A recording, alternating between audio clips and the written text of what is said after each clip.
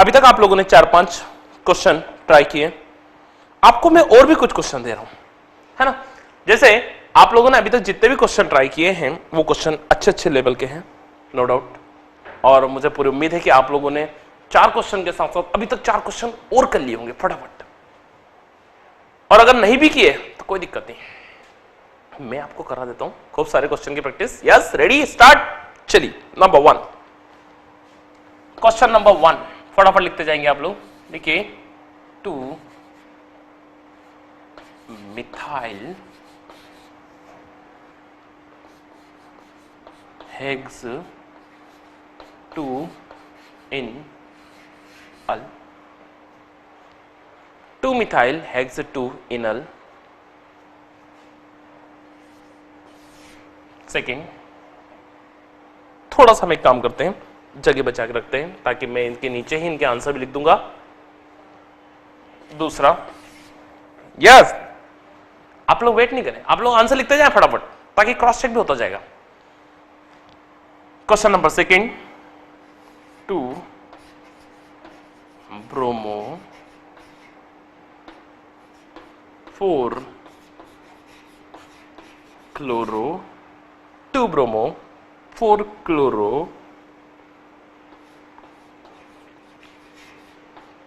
Pentanoic acid.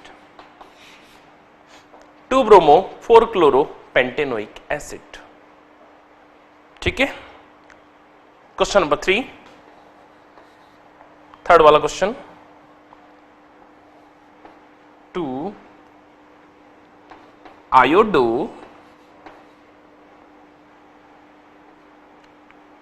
3 methyl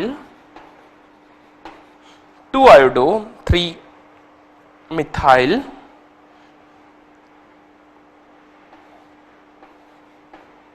octanoic acid. Octanoic acid. चलो 3 question मुझे फटाफट करके बताएं आप लोग। अगले 3 क्वेश्चन और दे रहा हूं मैं आपको। Question number 4,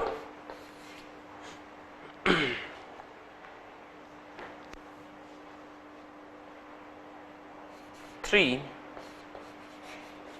chloro 4 nitro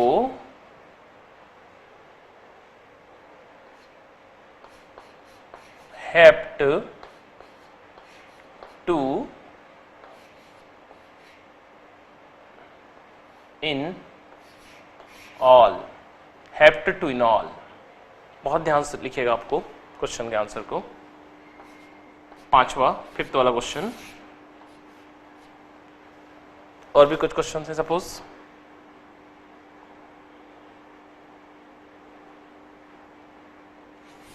to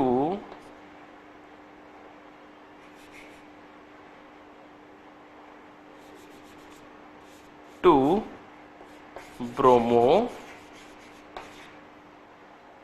suppose cyclo भी दे दिया साथ साथ में, 2 methyl 2 bromo 2 methyl cyclo butanol. Yes, बिल्कुल, साइक्लोब्यूटेनॉल। यानी कि ये आपको क्वेश्चन जो है वो ब्यूटेनॉल, थोड़ा सा क्वेश्चन को मैं ब्यूटेनॉल को अलग से लिख देता हूं एक बार और। 2 साइक्लो ब्यूटेनॉल।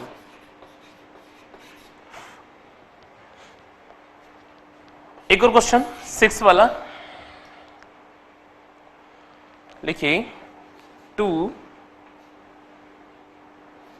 फ्लोरो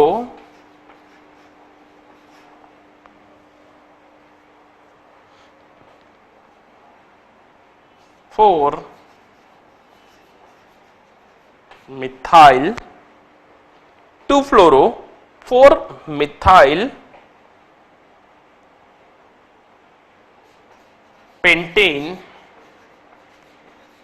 नाइट्राइल। Pentane nitrile. मुझे उम्मीद है कि आप लोगों ने अभी तक ये 3 क्वेश्चंस लिख लिए होंगे और तीनों के आंसर भी आपके पास एकदम रेडी है, बस आपको तो क्रॉस चेक करने की जरूरत है। और मुझे पूरी उम्मीद है कि आप में से किसी भी बच्चों के आंसर गलत नहीं होंगे, बिल्कुल गलत नहीं होंगे। फिर भी चेक करें। रेडी? नंबर 1 पहला वाला। सबसे पहले वाले क्वेश्चन का आंसर जो आपके पास आएगा, वर्ड रूट आप लोगों ने देखा, बताओ क्या है वर्ड रूट? बिल्कुल सही आंसर। कौन सा वर्ड रूट है? हेग्स। हेग्स का मतलब यह हुआ कि नंबर ऑफ कार्बन 1 2 3 4 5 और 6 कार्बन है। यस, फिर से कॉन्शियस हो जाओ। आखिरी में आया है अल। अल मतलब CHO। तो सबसे पहले वाले कार्बन को ही आप क्या बना दो? CHO और नंबरिंग कर दो 1 2 3 4 5 और 6। देख रहे हैं आप लोग? 1 2 3 4 5 और 6।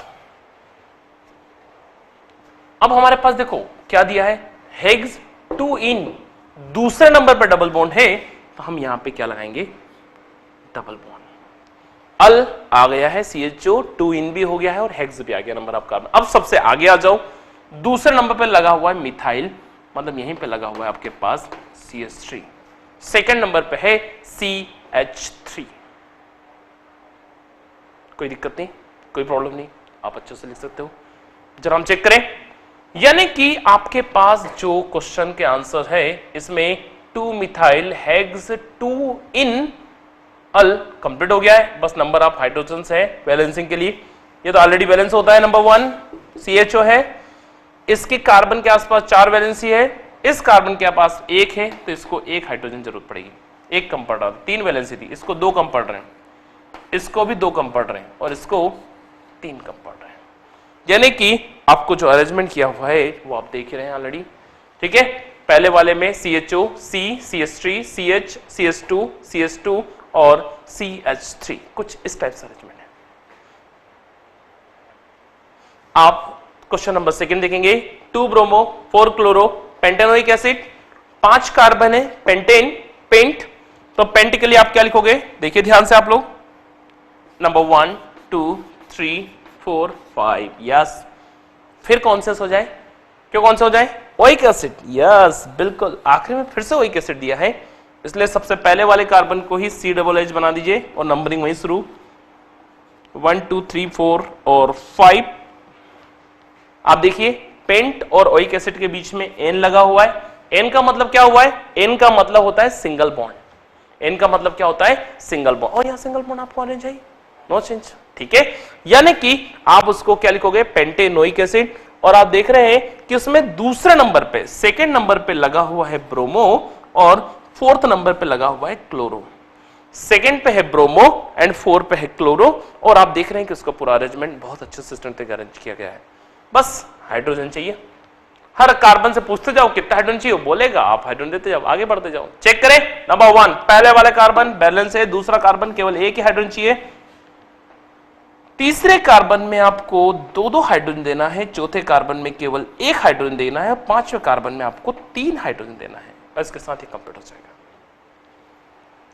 नेक्स्ट ये वाला देखिए, 2 iodo 3 methyl octanoic acid. Again वही वर्ड रूट ऑक्ट है, यानी कि 8 कार्बन, 1 2 3 4 5 6 7 और 8। और जो 8th वाला है उसी को आपको CH बनाना है, ओइक एसिड है इसलिए। वहीं से नंबर 1 2 3 4 5 6 और 7 और सबसे लास्ट वाले का 8। ठीक है, ये इतना नंबर भी आप लोगों ने लिख लिया होगा बहुत अच्छे से। देखते जाओ, ऑक्ट और ओइक एसिड के बीच में N लगा हुआ है, तीसरे नंबर पे मिथाइल है, सेकंड नंबर पे आयोडो है, तो यहां पे 2 पे आयोडो और 3rd पे मिथाइल है, यानी यहां पे हमें 3rd पे जोड़ना है CH3। 3rd पे मिथाइल है CH3 और नंबर ऑफ कार्बन पूरे 8 है, ऑक्टेनोइक एसिड। लेकिन हाइड्रोजन बैलेंस करेंगे हम, यहां चेक कर देंगे, इसको 1 हाइड्रोजन, इसको भी 1 हाइड्रोजन, इसको हम 2 हाइड्रोजन देंगे, यहां पे भी 2 यहां पे भी 2 हाइड्रोजन्स, यहां पे भी 2 हाइड्रोजन्स और यहां पे 3 हाइड्रोजन्स। इस तरीके से ये पूरा अरेंज हो जाएगा। आप लोगों ने इतनी देर में अगर तीनों क्वेश्चन ट्राई किए होंगे तो इनको तीनों क्वेश्चन को चेक करो और देखिए आप कितना आंसर सही है।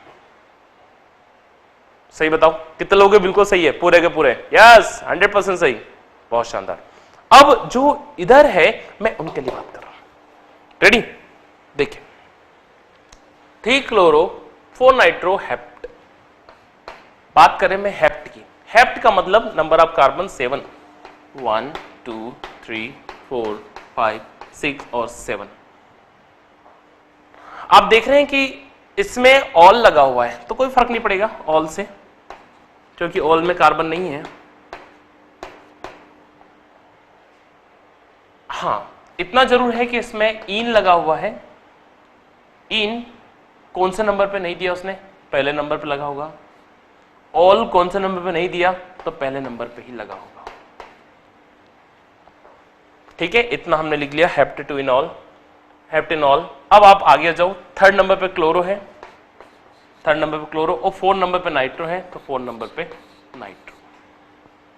3rd पे क्लोरो, 4 पे nitro, hept two en al complete. Hydrogen बचे हैं, पहले वाले को 1 हाइड्रोजन, दूसरे वाले को भी 1, इसको भी 1, इसको भी 1। हाँ इसके आगे वाले को 2 हाइड्रोजन, यहां पे भी 2 हाइड्रोजन और यहां पे 3 हाइड्रोजन। अब आप ब्यूटेनॉल, ब्यूट, ब्यूट का मतलब क्या? ब्यूट का मतलब होता है 4 कार्बन। कोई दिक्कत नहीं, 4 कार्बन हम जोड़ रहे हैं। देखिए आप लोग 1 2 3 4, यस बिल्कुल सही, आपने सही पहचाना, ये तो साइक्लो है। साइक्लो मतलब, साइक्लो का मतलब ये हुआ रिंग के फॉर्म में, गोल रिंग। साइक्लो, साइक्लोब्यूट, साइक्लोब्यूट यानी कि 1 2 3 4, कोई दिक्कत नहीं, साइकिल बना दिया हमने, चक्र के रूप में बना दिया। और आप देख रहे हैं कि इसमें सबके बीच में सिंगल बॉन्ड है, ऑल लगा हुआ है। सपोज मैंने यहां पे ऑल लगा दिया, ओच। और आप देख रहे हैं कि इसमें दूसरे नंबर पे ब्रोमो और मिथाइल 2 एक साथ लगे हुए हैं, तो दूसरे नंबर पे ब्रोमो और मिथाइल ये भी 2 लगा दिए। अब आप यहां आगे आ जाओ, यहां पे CH2, यहां पे CH2।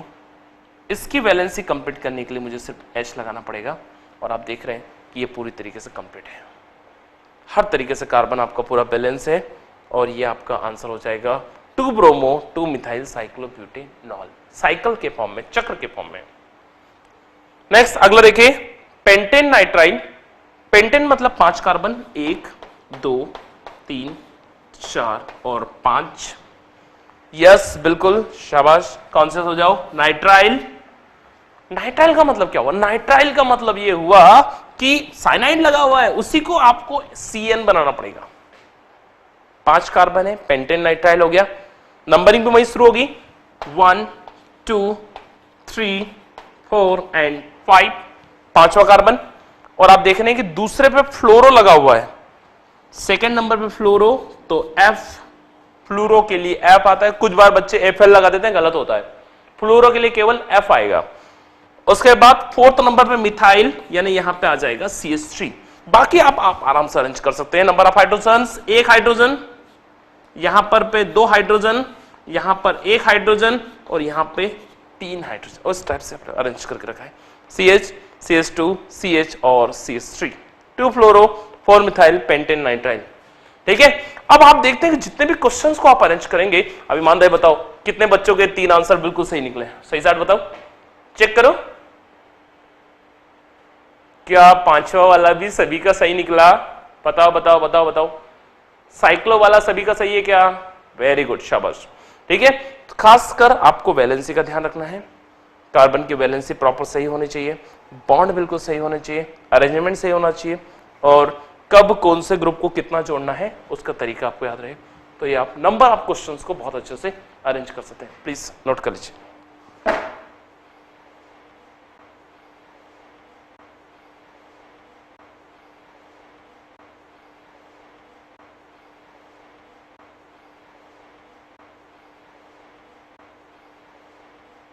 अभी तक जितना भी IUP से नॉमेनक्लेचर का सेक्शन था वो लगभग हम कंप्लीट कर चुके हैं।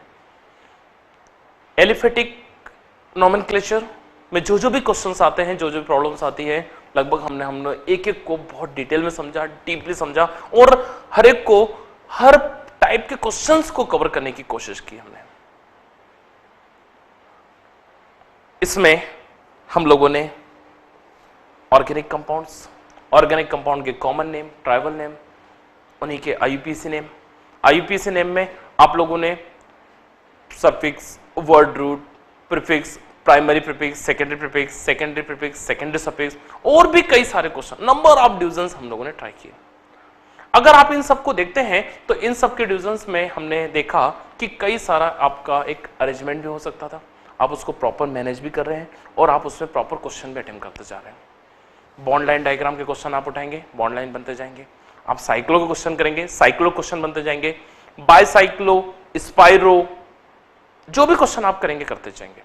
आप कई सारे फंक्शनल ग्रुप अटैच रहेंगे तो भी आप कर सकते हैं, ऑर्डर ऑफ प्रायोरिटी का सीक्वेंस, उसको भी आप अरेंज कर सकते हैं। दूसरा, आप इसमें एक और चीज ध्यान रखेंगे कि जब भी आप नॉमेनक्लेचर करें या आईयूपीएसी से नॉमेनक्लेचर लिखने जाएं आप लोग इस स्ट्रक्चर का, तो ध्यान रखिए वैलेंसी की बहुत ज्यादा ध्यान रखना है आपको। सारे बच्चे सबसे ज्यादा वैलेंसी पे ध्यान दें, कार्बन की वैलेंसी कभी भी गड़बड़ नहीं करें, हाइड्रोजन कम ज्यादा नहीं जोड़ें, है ना, ये बहुत ज्यादा मिस्टेक करते हैं बच्चे, नंबरिंग प्रॉपर हो। दूसरा, CHO, COOH, CN, ऐसे कोई फंक्शनल ग्रुप हो जिनमें की कार्बन अटैच हो तो उनको बहुत ध्यान समझें। इसमें एक बहुत ही खास टाइप का एक और सेक्शन है जिसके बारे में आपको बताऊं कि अगर मान लो कभी कुछ फंक्शनल ग्रुप जैसे कि COOH, CHO, CN या CONS2, ये 4 फंक्शनल ग्रुप, अगर इस टाइप के 4 फंक्शनल ग्रुप किसी भी कार्बन चेन में अगर 3 या 3 से ज्यादा बार आ जाए, 3 या 3 से अधिक टाइम अगर आ जाए, ज्यादा बार आ जाए, तो आप इसको ध्यान सुनिएगा कि आप इसमें क्या करोगे। आप इसके लिए एक छोटा सा प्रॉब्लम सॉल्व करोगे सबसे पहले तो, और वो क्या रहेगा कि आप इन तीनों को ही पेरेंट चेन में इंक्लूड नहीं करोगे, तीनों को छोड़ देना। आईयूपीएसी ने बहुत खास सिस्टम दिया है कि जब कार्बोक्सिलिक एसिड, अल्डिहाइड, साइनाइड या कार्बोक्सिमाइड या एसिड का कोई डेरिवेटिव अगर किसी भी कार्बन चेन में 3 या 3 से अधिक टाइम्स अगर जुड़े तो आप उसको कार्बन चेन में, पेरेंट चेन में इंक्लूड नहीं करोगे, वो वर्ड रूट के अंदर इंक्लूड नहीं होगा, और दूसरा उसका सफिक्स भी नहीं लगेगा। उसके लिए अलग टाइप, जैसे अभी तक अपन ने देखा कि COOH के लिए सफिक्स क्या लगता था, ओइक एसिड, CHO के लिए क्या लगता था, अल्डिहाइड, CN के लिए क्या लगता था, साइनाइड, और CONS2 के लिए क्या लगता था, अमाइड। लेकिन जब आप इसको अरेंज करोगे, जब आप इसको 3-3 बार आप लिखोगे तो इसी का फंक्शनल ग्रुप सफिक्स हो जाएगा carboxy, carboxylic acid, carboxylic acid. जब आप इसका सफिक्स लिखोगे तो इसका सफिक्स आपको लिखना पड़ेगा कार्बल्डिहाइड, कार्बल्डिहाइड। जब आप इसका सफिक्स लिखोगे तो कार्बोनाइट्राइल, कार्बोनाइट्राइल। और जब आप इसका सफिक्स लिखोगे तो हम इसको बोलते हैं कार्बोक्सीमाइड, कार्बोक्सीमाइड। जिन्हें आपने देखा कि यहां पे जब भी इनके अलग अलग डिविजन्स होते हैं तो उन सब डिविजन्स को बहुत ही अलग तरीके से अरेंज किया जा सकता है। जैसे अगर COOH है तो कार्बोक्सिलिक एसिड, अगर CHO है तो कार्बल्डिहाइड, अगर CN है तो कार्बोक्सीनाइट्राइल, और अगर CONS2 है तो कार्बोक्सीमाइड। इस तरीके का डिवीजन था। हम उसको कैसे मैनेज करेंगे, कैसे लिखेंगे, कैसे अरेंज करेंगे, वो आप देख रहे हैं ऑलरेडी। मैं इसको आपको कई सारे अलग अलग एग्जांपल्स दे रहा हूं, बहुत ध्यान से देखिए। जैसे एग्जांपल नंबर 1, पहला एग्जांपल है जैसे कि CH2, CH और CH2, और इसमें अगर कार्बोक्सिलिक एसिड COOH 3 बार जुड़ा हुआ हो। बहुत ध्यान से देखिए, बच्चे बहुत कंफ्यूज आते हैं कि सर इसमें हम नंबरिंग कैसे करेंगे। कोई प्रॉब्लम नहीं है, जरा सी भी आपको घबराने की जरूरत नहीं है, आराम से इसको अरेंज करो और आप देखेंगे कि इन तीनों को वर्ड चेन में, लॉन्गेस्ट कार्बन चेन में, वर्ड रूट में इंक्लूड नहीं करना है, तीनों को छोड़ दो और ये आपकी मेन कार्बन चेन हो जाएगी। नंबर 1, नंबर 2, नंबर 3, और इनका पूरा नाम क्या हो जाएगा, ध्यान से देखिए आप लोग, 1, 2, 3, तो इसका नाम हो जाएगा propane 1, 2, 3 try propane, 1 2 3 try carboxylic acid. Propane 1 2 3 try carboxylic acid. मैंने यहां पे इनके लिए ओइक एसिड शब्द यूज नहीं किया, ओइक एसिड नहीं है, ट्राई कार्बोक्सिलिक एसिड है। समझ में आया क्या आप लोग? जैसे एक और दूसरा एग्जांपल, अगर 3 बार CHO लगा रहे हैं, CH2 CH CH2 CN CN और CN, 3 बार अगर साइनाइड लगे हो मान लो, इसको आप कैसे सॉल्व करोगे? तो इसको कुछ हम इस टाइप सॉल्व करेंगे। देखिए ध्यान से, तीनों को छोड़ देंगे, ये लॉन्गेस्ट कार्बन चेन आपकी 1 2 3, तो इसका नाम हो जाएगा प्रोपेन 1 2 3 ट्राई कार्बो नाइट्राइल।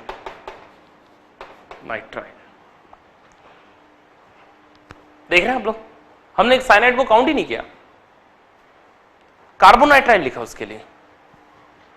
ऐसे ही अगर आपको मान लो अल्डिहाइड लिखा रहे,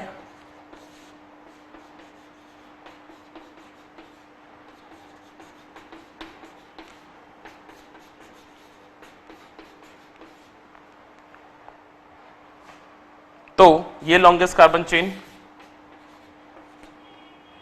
प्रोपेन 1 2 3 ट्राई कार्बल्डिहाइड,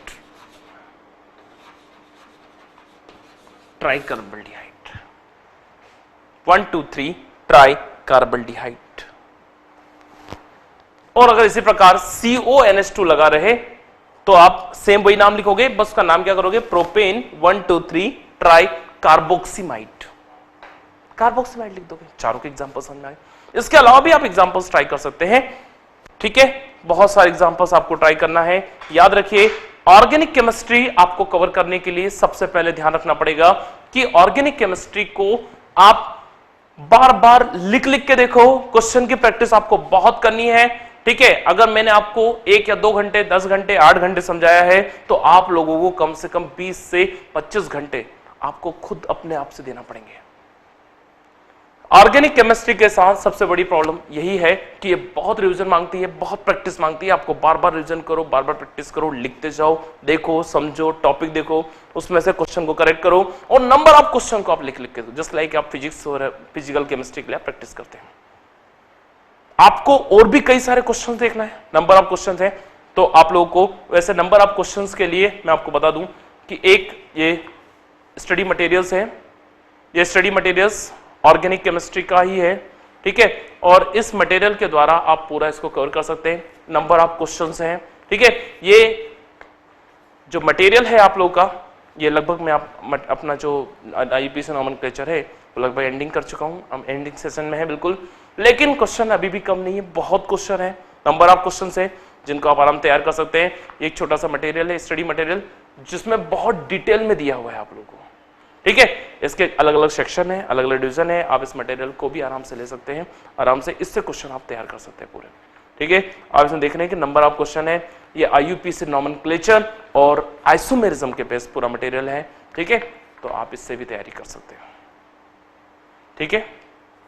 इसमें आपको कई सारे क्वेश्चंस की प्रैक्टिस मिलेगी, JEE main, JEE advance, medical, AIIMS और AIPMT, अलग अलग कई सारे एग्जाम, BHU, जिपमर, जितने भी एग्जाम्स हैं लगभग सभी के लिए आपको क्वेश्चंस मिलते जाएंगे, ठीक है। तो ये आप जरूर आप इसको तैयार करा दें, ठीक।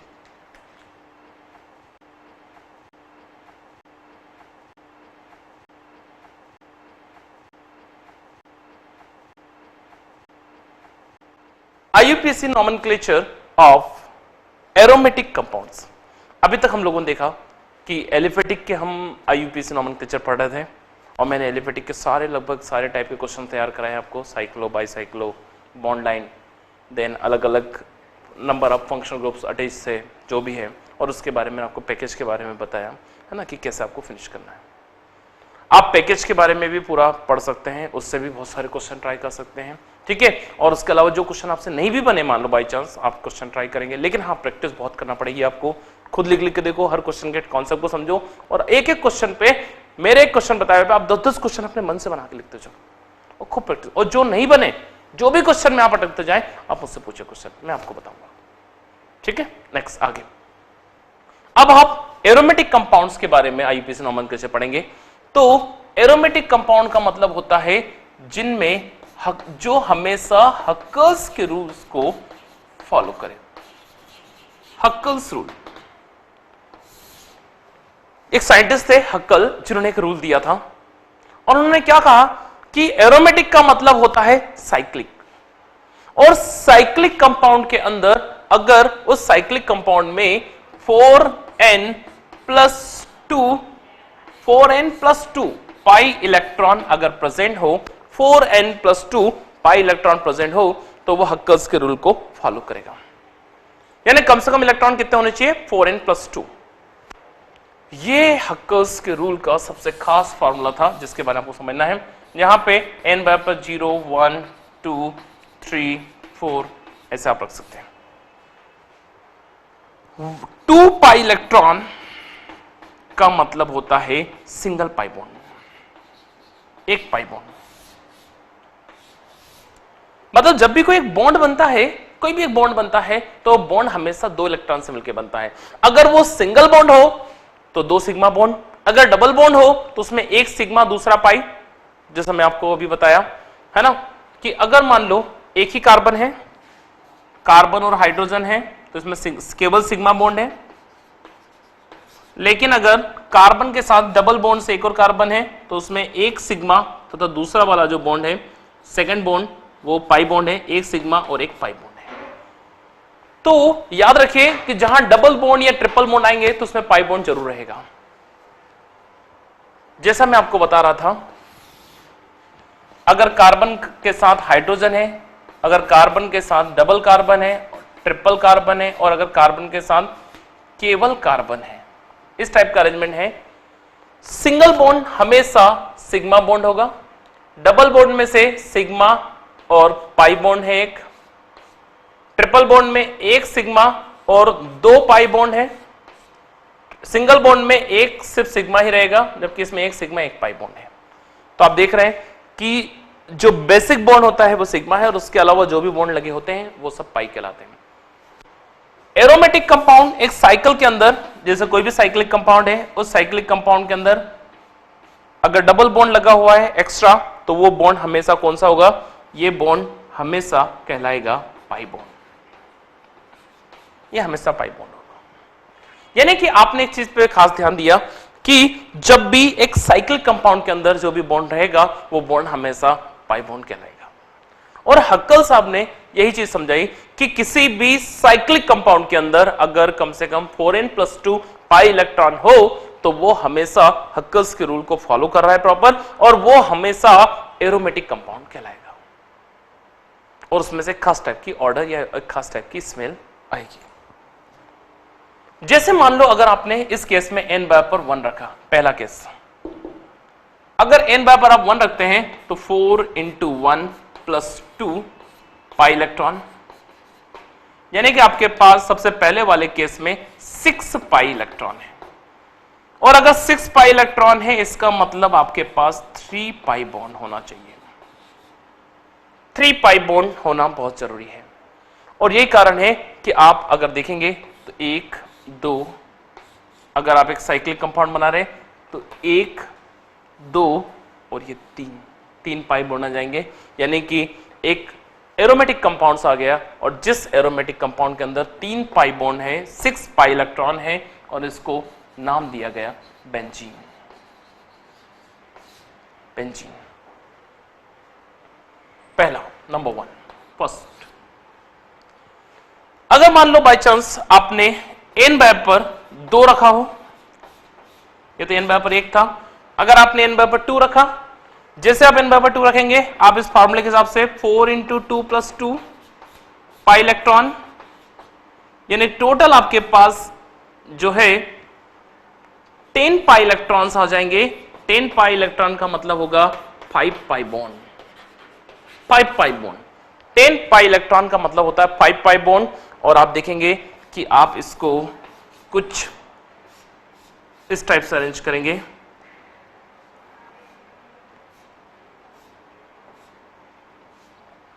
और आप देख रहे हैं कि साइक्लिक कंपाउंड के अंदर टोटल 5 पाई बॉन्ड है और इसीलिए इसका एक खास नाम भी है, जानते होंगे आप लोग इसके नाम को, इसको हम बोलते हैं naphthalene. Naphthalene, naphthalene ball white colour की टॉयलेट वगैरह में रखी रहती है, लोग क्लॉथ के अंदर रखते हैं, जो वुलन क्लॉथ्स होते हैं उनको उनके अंदर रख के आप उसको कबर्ड वगैरह में कवर करके रखते हैं। व्हाइट कलर की नैप्थलीन बॉल, फिनाइल की गोलियां, देखा है, this is called naphthalene ball.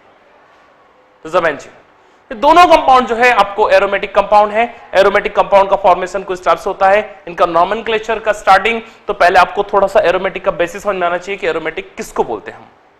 सबको समझ में आया? पहली चीज साइक्लिक होना चाहिए, दूसरा कम से कम 4n+2 पाई इलेक्ट्रॉन के रूल को फॉलो करें, ये हक्कर्स के रूल को फॉलो करना चाहिए और जो आपको दिया गया। मैंने 2 एग्जांपल समझाए, आप इसके आगे बढ़ा सकते हैं, 1 2 3 करके नोट कर लीजिए, बहुत इंपॉर्टेंट है, इसको नोट कर लीजिए।